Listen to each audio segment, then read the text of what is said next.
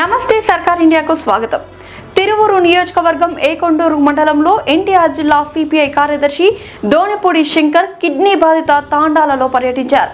Kidney బాధిత తాండాలలో దోనిపూడి శంకర్ పర్యటిస్తూ తాండా వాసుల సమస్యలను అడిగి తెలుసుకున్నారు. తదుపరి దోనిపూడి మాట్లాడుతూ పాడెక్కుతున్న ప్రజారోగ్యాన్ని కాపాడాలని కోరుతూ గత సంవత్సరం చేసిన పాదయాత్ర ఫలితంగా ప్రభుత్వం జలజీవన కమిషన్ తీసుకువచ్చిందని దోనిపూడి అన్నారు.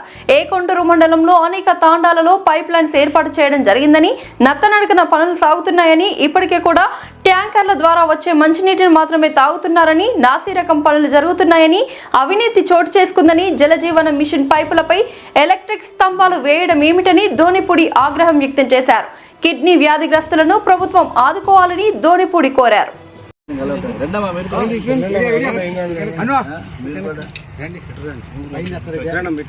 ఇప్పుడు ఈ నీళ్లు తాగిన తర్వాత మోకాలు ఇదే వాళ్ళు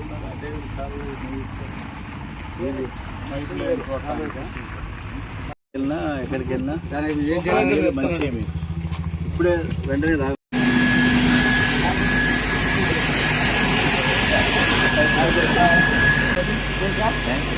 వాళ్ళు వేరేగా మా కాంట్రాక్ట్ వేరే వాళ్ళు ఇక్కడ రాలేదు.